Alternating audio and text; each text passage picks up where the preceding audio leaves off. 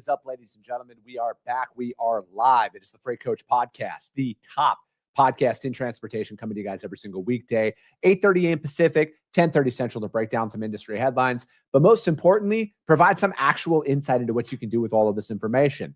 If this is your first time tuning in, welcome. This is the real side of freight, ladies and gentlemen. And I do say that before every single show. And what I mean by that is I only speak with transportation professionals, because at the end of the day, you guys, I want to talk to the right individuals who have done what you're looking to do or who are currently doing what you're trying to achieve. So you can take that information, apply it, utilize it, and see a meaningful difference in your business and your life. Happy New Year, everybody. It's the first show. We're back from break. I was down in Mexico for a couple weeks, staying with my in-laws, spending Christmas and New Year's down there with some family. And today's episode is not going to be about freight at all, really, because today is the day that a lot of you are, making some life changes and everything. And we're going to be talking about that, right? But it's mainly where to start. And this is coming from two guys who love fitness, but fitness isn't like our identity and like our career path and everything else. And the guy who's on the show today, he's been on the show in the past, and he's literally the strongest guy I know. And I'm not just making this up, you guys. He literally squats over 1,000 pounds. So this is the guy that you want to learn from. So I got my man, Robert Bain, back on the show, the literal strongest. You're the strongest man I know from that perspective. Like, I 1,000 pounds. What was your record on the squat here? First of all, 1151 is my best squat. So put some respect on my name. Yeah, my bad. And the only reason I ever get a little salty about that is, so me being the numbers and stat guy that I am, in the lexicon, the history of powerlifting and strength sports, little under 400 people have ever squatted over 1,000 pounds. Mm-hmm. Less than 100 have done 1,100 pounds. Gotcha. Then so I was the 87th person to ever squat 1,100 pounds. So that is like a very unique sect of a sect. And just even my 1,200 pound attempt in July, only 60, I think it's 66 1,200 pound attempts have ever happened. Jesus. So it's very rare air, right? And so and the reason I give that context is like, this all comes from a washed up soccer player who does this now. So big breadth of time and difference in fitness goals. Dude, and that's why it's like, because obviously, you're one of my really good friends, and we've connected on a lot of facets of life, but like, you and I couldn't be more polar opposite from like our fitness goals and kind of like our journeys to like kind of like what got us here today. And that was one of the big things on why I wanted to bring you on today, because it's like, you're not a fitness influencer. You're just a dude who loves to lift heavy shit and talk about it, because like, you come from a different background, right? Like, you were a soccer player. You weren't, it's not like you were like a lifelong power lifter. And then from my perspective, I had I played sports growing up, but I was like never in shape, right? And I never, I struggled with my weight for a long time, like a lot of people, but I had to teach myself what worked best for me and how to get that functionality aspect of it. And we kind of have different journeys, but we're in the exact same mind frame, just kind of like what we're going after. And, today is a day that a lot of people are, the hangover from New Year's rolled off. I'm a real dude. I understand that not everybody started on the first. And, there's a ton of people out there who are going to talk shit to you like, oh, you already failed. It's the second, you didn't start, blah, blah, blah, blah, blah. But like, this is a lifelong thing for a lot of people. And when you're trying to rewrite a lifetime of bad habits, it's going to take a long time. And I'm one of those individuals where I really hate being told what to do. Like, hate being told what to do. I have to figure a lot of stuff out on my own. And, so it's one of those things that that's my qualification, right? Is like, I taught myself, but I also understand that when you are starting something, you're going to do yourself, you could do yourself a lot of harm if you think that you're going to go from 0 to 100, like overnight. Just like you don't go from never working out to squatting 1,100 plus pounds. Like, it takes a lot of work to get there. Yeah. And I think it's important to recognize that, like, I get a lot of people that'll reach out and they'll ask me questions, or like they talk about, oh, like I'm at this, like, I'm not at your weight, and like I gave this analogy because I stole it from Eddie Cohen, one of the best powerlifters of all time. Like, this guy's at the gym, he's talking to me, and he's like, "Yeah, man, like, I don't throw on the weights you do, but like I squatted 400 pounds." I'm like, and that's sick. Like, that's awesome. And like, and here's the thing, like that, that 400 pounds, that max effort for him, or you're 135, the first time you squat a plate, or you bench, 135. That feels the same to you as 1,200 pounds feels to me. Yeah. So it's not like, yes, the number's different, but it's not different. But you're right. Was that everyone starts different? Everyone starts a different baseline, and no, you're not going to roll out of bed and start squatting a G. Like, yeah, there's some freaks out there that they've got a great athletic background, and with a little bit of coaching, they can, get to some pretty big numbers pretty quick. But again, these are the anomalies. The reason you talk about those people is they're the anomalies. The reason we don't talk about most people's fitness jerseys is it's the same thing.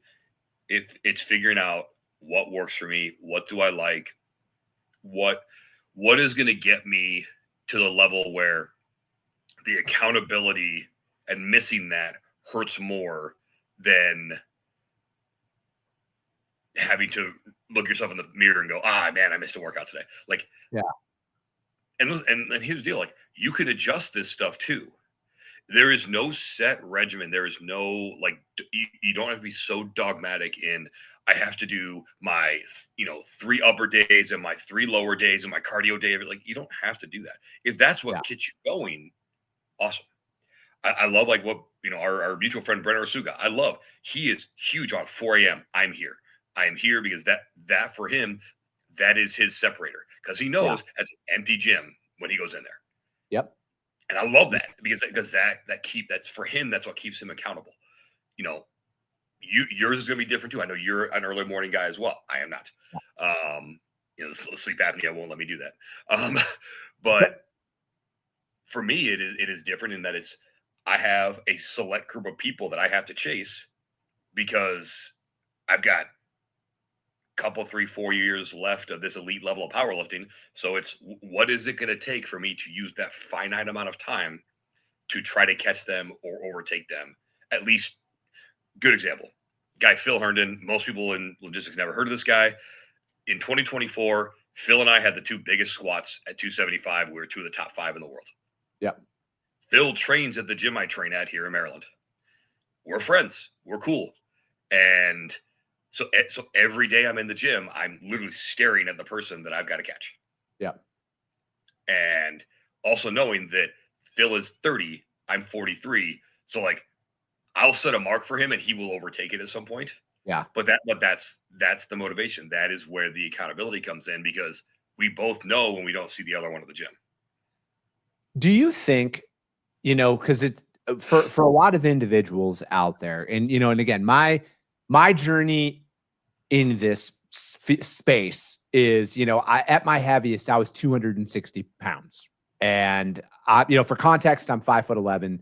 I always joke I'm 6 foot in heels, but I'm 5'11". I was 260 pounds. As of late, I'm like 100. I float between 180 and like 183 is kind of where I sit. Right. So it's like, what's that? I would hug you from the front. Dude, it's but the thing is like I've dropped 75 pounds, but I've kept it off, and that's what's most important. Correct. And you look amazing. Like you have really taken care of yourself in that. It wasn't just a drop the weight, never drink water. Like you've done a very good job of recompositioning your body. And that's the thing is it took a very long time and it took a process, but like I follow a very simple regimen, right? And I think a lot of people overlook the simple stuff here, the effectiveness of the simple stuff. So it's like, I don't lift a ton of weight when I'm doing it. I do higher reps, but I do it for more endurance style stuff that's out there. But again, like my cardio is walking, right? Like 45-minute walk. It's not like a leisurely stroll. Like obviously I'm putting forth effort behind it, but it's like, that's the extent of what I do. But for me personally, everything is won and lost on the plate. And like 90% of my battle was eating. And so it's like, but here's the thing. I did way more harm than good because just like with everybody, right? Like I flip flop on my weight a lot throughout my 20s and early 30s and everything. And I got to a point where when I think, and you know, bringing it up today is I think a lot of people are sitting here today and they're like, man, I ate like shit over the holidays. I'm going to starve myself. I'm not going to eat anything for today and, you know, tomorrow or whatever else. And like, and I've done that. But what I found is I did way more harm than good in that, you know, in those instances. Mm-hmm. And that's why it's like, I looked when I first started all this stuff, man. And I was watching a bunch of YouTube videos and a bunch of jack dudes. And I saw I'm like, dude, all these guys are eating steamed rice and like a protein on top. So like, I just started with one meal. I like my lunches. I'm like, all right, I'm just going to put white rice in a bowl. And then I'm going to put a couple of chicken sausages on top of it. And that's all I ate every single day for lunch for a very long time. And then what that compounded into is then I'm like, all right, now I'm going to start doing that for a second meal. And where it's like, and I think that's why a lot of people struggle with this is they go from 0 to 100. They have no results in a very, you know, for a week or two, and then they fucking quit. Yep. And that's, you hit it on the head, is that you can't go 0 to 100. You have to do the 0 to 1. You have to do these kind of steps. And where I have, in the event that I coach you, and I don't coach people very often because, to be fair, like if I try to coach you the way I train, I'm going to burn you out. Yeah. And yes, Sonny, very heavy duty bar. they're all specialty bars that we use. Yeah. Other than deadlift, I don't think I've used a regular 45-pound bar, and even the deadlift bars we use are all specialty. I have not used for heavy lifts a conventional 45-pound standard bar in 12 years. Yeah. Anyway, I digress. So what I have found when I tell people like is you're starting the journey, start with the movement part first. Don't change your diet. Like the diet's important. It is very, very important. But just get to moving. Get comfortable with movement. Most people don't have this kinetic awareness of where their body is in space, how things are going to feel, how the DOMs are going to feel. If you don't know what DOMs are, go start training legs. You'll figure it out pretty quick. Yeah. But yeah, so like figuring out and how your body responds to that. Now, again, I've had, you know, started playing soccer when I was 5. And so now, you know, I'll be 44 here in March. So like you've got almost 40 years of, you know, understanding how my body responds to stimulus that now I can work with to figure stuff out. Also learning how my body has adjusted and adapted with the significant weight gain. You know, I mean, I graduated high school is 150 pounds and now I walk around about 270. So like, and I'm 5'8". So that's a lot of dense. That's a lot of stuff that I have to consider. And so, but again, it's been over 4 decades. So when you put that into perspective, it's like, okay, like, yeah, this stuff's all second nature, but starting with just the movement part, put some weights in your hands, get your feet on the ground, touch some grass, touch a treadmill, start there. Yeah. And then when you get into the nutrition piece, I always tell people, like, I love it. Start with one meal or just track your nutrition and track everything. Don't shortchange, like track the sauces, track everything, because you think you're eating 1,600 calories a day. You're actually eating about 3,000. And that's the thing right there, Robert. Buying a food scale is the best investment you can make. And I would say that over working with a trainer, working with anybody right away. All right. And I know every fitness person out there fucking rolls their eyes when you hear stuff like that, because that's the big thing, man. A lot of people think they're eating clean. They're not weighing out their portions at all. And what you realize is you're like, oh, on paper, this looks about that size. Bro, that's the thing that I think I struggled with the most is like those silent killers in regards to like condiments and add-ons to the food. There's so much extra in there. And that's why it is. It's like, dude, you can get a MyFitnessPal. It's free. I used the free MyFitnessPal account for a very, very long time. And that was used it for 15 years. Yeah. And dude, it's like, you don't even realize how much you're eating at that time, right? Because every calorie counts. And that was one thing that I've never been a big like soda guy or anything like that, but I try to minimize drinking any of my calories. So like I drink water and black coffee and that's about it. And it's like, I try and minimize that because it comes from every direction. You don't even fucking realize it. You go to a Starbucks and or a coffee shop and you get a frap or whatever, Bro, there's like 1,000 calories in that motherfucker. Yeah. And here's the, like, people get that. It's like, oh, it basically looks like a milkshake. Where it kills you is like that packet of ketchup, that's 60 calories. Yeah. Or barbecue sauce, that's 100 calories you just put up. And that's not what we think about. So those are things you can, again, that's kind of like phase 2. And then it's all right, now I'm going to start adjusting the actual like the food I'm intaking. Like once I know what I'm actually like, now I need to adjust it. Like, where do I substitute? Am I going to substitute out? Hey, I'll get like was it Pubba Stubs or whatever, the sugar-free barbecue sauce as an example. Yep, the Stubs. Am I going to switch to hot sauce? Being a hot sauce connoisseur, like everybody on their fitness journey, so that's. But it all has to start somewhere. It starts with day one. Start figuring out what movement you like, and listen. It may not be barbell movements. It may not be dumbbells. It may be classes. It may be kettlebells. It may be the Stairmaster. But here's what I will tell people. I don't care what you identify as. I don't care what age you are.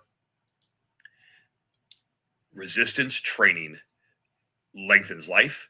It makes you more resilient. It prevents disease. There is enough data out there. You can go look. I don't care where you view science, whatever. All of it is there that resistance training starts immediately to impact positively the body, from the musculoskeletal system to, again, bone density, everything. You're not going to reverse necessarily years and years right away, but saying, oh, I don't want to get too bulky, or I don't want to get – it's not about getting bulky or jacked. Trust me, there are people that have been lifting for 30 years. They're not bulky or jacked. Yeah, I think that, dude, and that's the thing, right? Like I don't know if people can actually comprehend how much work it takes to get bulky. Like that's like a whole other conversation that you shouldn't even be considering when you're. Quick snapshot. Here's what it took to get bulky. Freshman year of college, I'm 155 pounds. The end of my freshman season, boom, start. I'm in the weight room. I'm hitting weights. I'm training. I'm eating.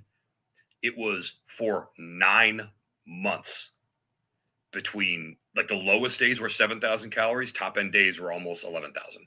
Yeah. For 9 straight months.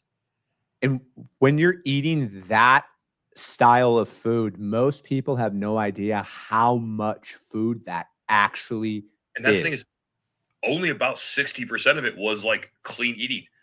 I would house an entire pan of Stouffer's mac and cheese. Yeah. Every day. Dude, that's insane. So, but also in that 9 months, I went from $155 to 200 pounds. I didn't lose a step on my 40.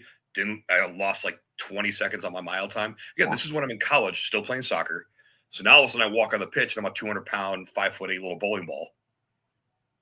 Like, again, but to get and to continue that bulk now, a lot slower, but still to be 270 pounds, like to get to that point and the composition that I currently have, that is years and years and years of not just the eating, but the heavy lifting, the recovery, injury resilience. I've had one major injury. That's it. Knock on wood.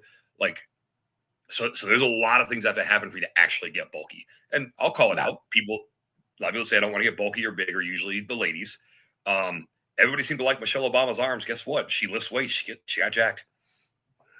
Well, I guess you can count me in the ladies category because I'm not looking to get bulky at all. I'm looking for functional endurance, right? And for me, it's like I think muscle. What's that? And you know where that comes from? Muscle. No, absolutely, right. But I look at a lot of it where it's like I've been where I would say 99% of the individuals who are like, I got to get in shape this year. I've been in that situation for 37 of the 39 years that I've been on this earth, because these last 2 years, January of 2025 and now January of 2026, are the first consecutive years of my adult life that I have not started January thinking I need to lose weight. I've done it, right? And I've maintained it and I've kept it. And I think that a lot of individuals out there today, it's like, do not, and when I say overdo it, I'm not saying not put forth effort. What I'm saying is think that you got to go into the gym and throw around a bunch of weights and everything. It's like, you got to start with, I think a lot of people who are starting out for the first time, day one in the gym, realistically, they need to go, don't even touch a weight, go to a treadmill. Yeah. 3 mile an hour. Just move. 3 miles an hour on the treadmill, walking pace, whatever your walking pace is, do a level 1 grade on there, because that's actually like a level surface, not the 0 grade, but what we won't talk about. Just go 3 miles an hour, blood flowing. That's it.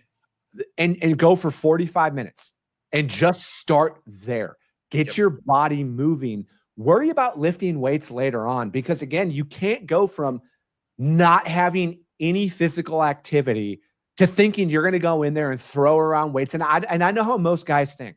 Most guys are like, oh, I used to lift weights in high school. I'm going to go throw some weight on the bench. I'm going to go. No, fuck that. Don't even touch that stuff. Go and get your body moving. And I would stick there for like 2 weeks. I wouldn't even touch a weight for 2 weeks. And then you know what?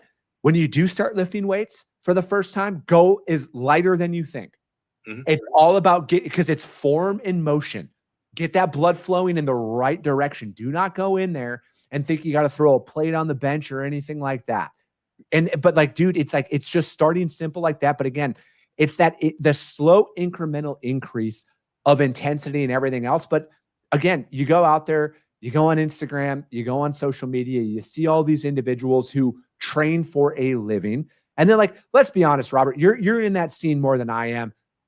There's not a lot of natty going on in there. There's TRT, there's a bunch of shit that those guys are injecting themselves in. I'm not saying that they don't lift heavy, eat right, and everything else, but like, there's a false reality that you see on social media compared to like what the everyday person needs to be focused on. So I want to touch on that. So a couple quick caveats. This is a Robert Bain opinion only. It's not representing the opinions or beliefs of GLCS, Strongest Man Logistics, Ready to Execute, or Carry Summit, anything I'm associated with. Drugs aren't bad. But additionally, to your point, they create a facade. They create a vision that people don't always realize is there. Yes. More people are on than you realize, but also more people are on less stuff than you realize. Yes. I mean, I'll call it what it is. If you see a guy in the gym over 40 years old, they have at least contemplated TRT. If they haven't, they're lying. Yeah, no, absolutely. Right. And I was saying that more along the ways of like that perfect physique that a lot of people see. Like, look at some of the what's like the Arnold classic, like those physique guys that are out there, bro. That is such a level of training. And let me explain. The NPC and which is the sanctioning body for all those. Guess what? It's an untested sport. Correct. I compete at the top end of powerlifting, and guess what? It's an untested sport. We are the only strength sports that are at least open enough to say that we don't test, to tell you our athletes take drugs. Yeah. Also, every one of your favorite pro athletes are on drugs. If you don't believe me, you're silly. No, absolutely. I agree. I just wanted to put that out there because, again, the average person who's just starting out down this, like, they see a lot of that stuff, and then they don't know that, like, that's step 50 in like where they're at, like the buildup that it takes to get there, you know? So it's like, for me, it's like, if you're starting out, and again, this is how I started out. And, you know, Sonny Sharma dropped in there. He's on day 3 of 75 hard. 75 hard, the perfect program for you to recalibrate. Beautiful blueprint. That's where I would start. Like, honestly, I would start there because it's all about building that structure around your day. It's those 2 45-minute workouts. One has to be outside, getting the water. Because that's a whole other thing too, right? Adequate hydration. How many people out there do you think aren't achieving their fitness goals because they are not hydrated at the levels that they should be? And that is causing a stagnation in muscle development and growth. Way more than you realize. Your soreness after workouts is so directly correlated with your level of hydration. And like, people say whatever you want about the guys walking around with the water jugs, or, you know, the ladies that have their big dumb cups that are all like, listen, nothing wrong with it. You know, me and my girl, we both are high level competitive powerlifters outside of our careers. And we do our best to get a gallon plus in a day. It is hard. It is Yeah. difficult to get it that much because you pee all the time. That's the nice thing is like, because you got to go to the bathroom all the time. You don't have time for everybody's crap. You're always trying to find a bathroom. So, Yeah. but yeah, it's important. But then also like when you look at, all right, I'm doing all these things. What are some of the byproducts of that? You stop kind of worrying about like, all right, when's the next happy hour? I got to get my work in because if I'm gonna go do this training stuff, I don't want to be bothered during my 45 minutes I'm at the gym. So Yeah. you are more productive at work because of that. You're also more deliberate with your time at home. Like there are byproducts of this that we don't always realize that when this becomes truly ingrained in your routine, that it's really a beautiful thing because you become more efficient in every other area of your life and you make decisions very differently because yeah, if you're going for this new physique, like, do I need that drink? Not saying alcohol is good or bad. I Is it don't going to think be detrimental to some of your progress? Yes, it will, because that is additional calories, that is additional sugars your body has to process. And let's be real, half people listen to this at least. Uh, on Wednesday night, they had a whole bunch. They were very hydrated and they were in pretty rough shape on Thursday morning. Yeah. No, I know what you mean there, man. And I just, I also look at it where a lot of people, you got to give yourself as the individual a lot of grace in the beginning.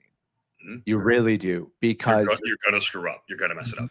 you are rewriting. And again, I'm putting Chris Jolly at the very front of this line. I was rewriting and I'm still rewriting a lifetime of bad habits and misinformed habits. And I'm out here now to say, like, it's like I have found what works for me. All right. So, nothing about what I'm about to say from a dietary and an exercise perspective, I'm saying anybody has to do it. This is just what works for me. I'm 39 years old. I have about 12% body fat. And I did all of this on my own. No trainer, no nothing. All right. I have my calories dialed in. And again, you guys use Chat GPT. That's another great tool. I use Chat GPT. Help me change some stuff because I want to add a little bit of muscle onto my frame this year. So I'm using that. But again, I eat the exact same foods every single day. 3 whole eggs for breakfast with a protein shake and a banana. I eat a protein bar for a snack. I eat now 300 grams of steamed rice at lunch with 6 ounces of chicken and Stubbs barbecue sauce, free, sugar free, 1 serving size. For dinner, I eat 8 ounces of ground beef every single night. Literally every single night, I eat the same stuff. 300 grams of air fryer potatoes. I buy gold potatoes from Costco, chop them up into little things. I use the nonstick cooking spray. I season them. And because, like, again, I'm a fat kid at heart. I love crispy potatoes. So you get that going. You think you're eating French fries. And I use the sugar-free ketchup that's on there. I portion that out, 16 grams. It's 10 calories. I get all of that done. And I eat that every single day. I got to this point, and now I don't eat for the flavor per se. Like, I'm a good cook, so the food tastes good. I eat for how it makes my body feel. And I know that when I eat that, I know that my body digests it properly. And I know the exact activity output I need to put in every single day to burn and to maintain. So it's like the days, like right now, it's like I do my lift for 45 minutes in the morning now. And then at night, I go for a 45-minute walk. But I have to, my goal is 10,000 steps a day. And if that activity output is what works for me. But again, that was about 5 years of work to get to that point. Hmm.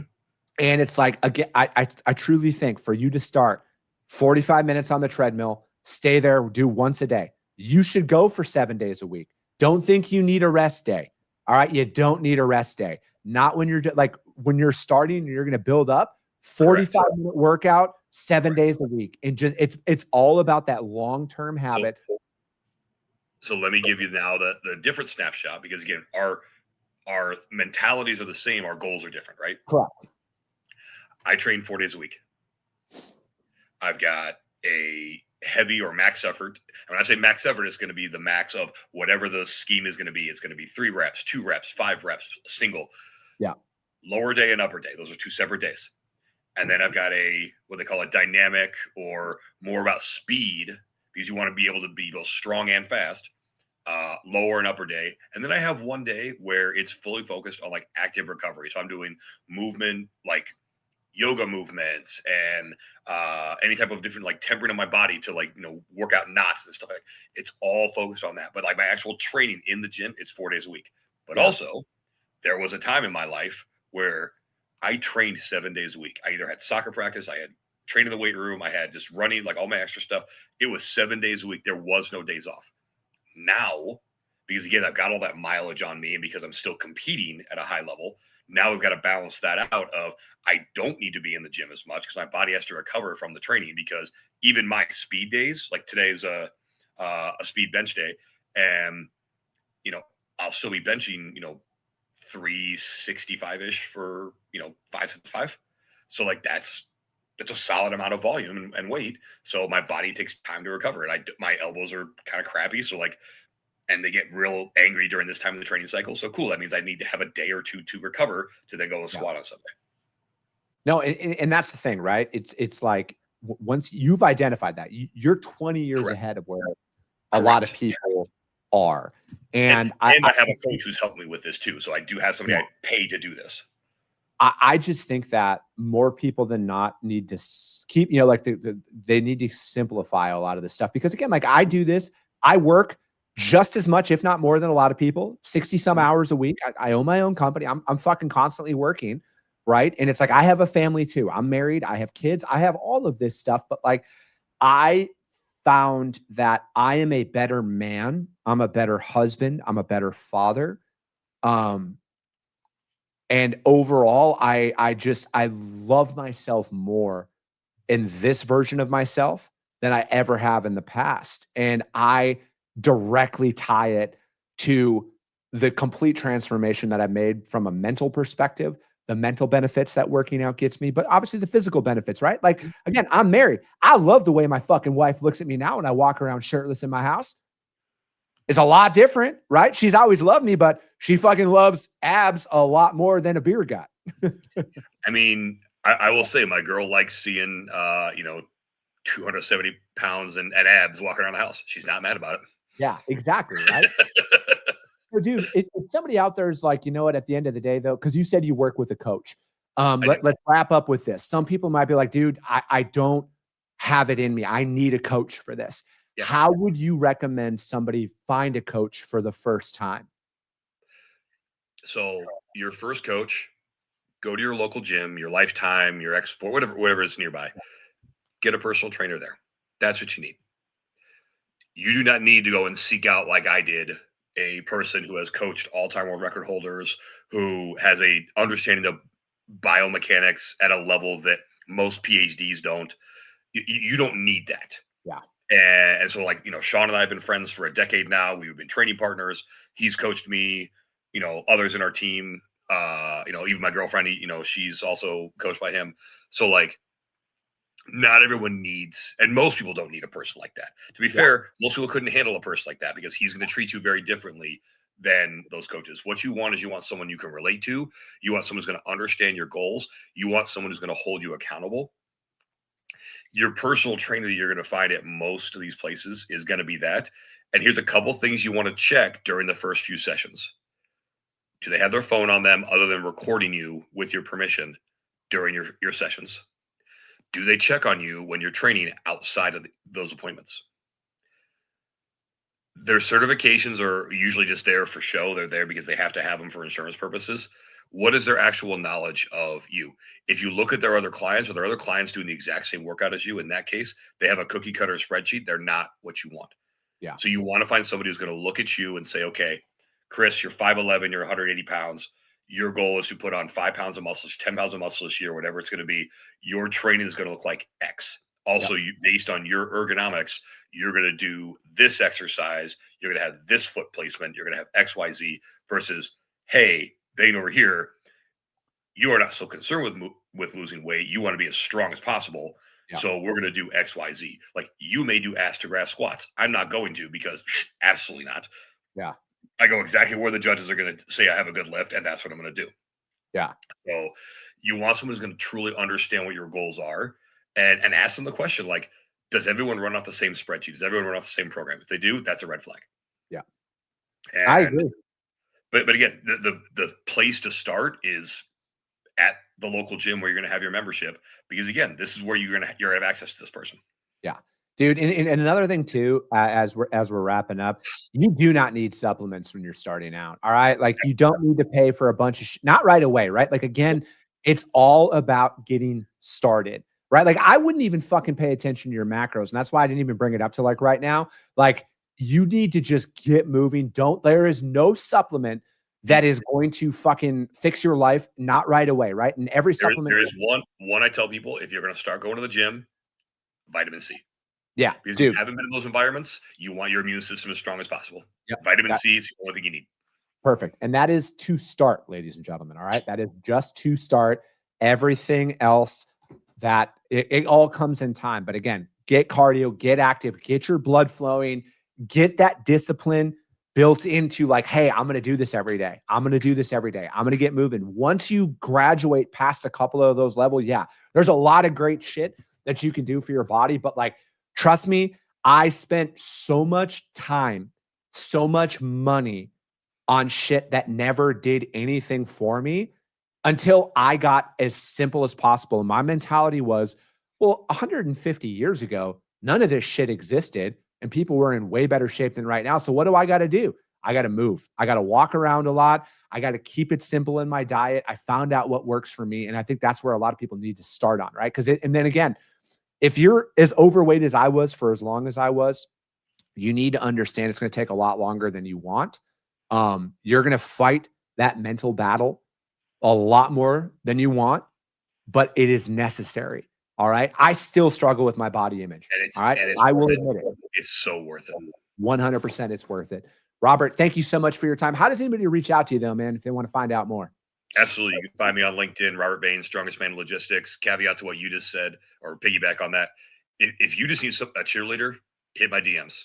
I ain't going to coach you, but I will absolutely be your cheerleader, because Chris, I've been yours for how long we've been friends.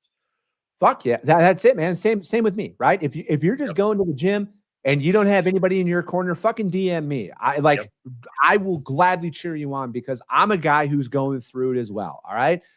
This is a lifelong commitment and your health is the only thing that matters at the end of the day. But that is going to be it for today, ladies and gentlemen. We'll be back on Monday. As always, if you got value in what you heard and you're not subscribed, subscribe to the show, you guys. And if you're feeling ambitious, rank it on iTunes and Spotify, because if you see value, your network's going to see it as well. I appreciate you guys. I love you guys. And we'll be talking to you soon.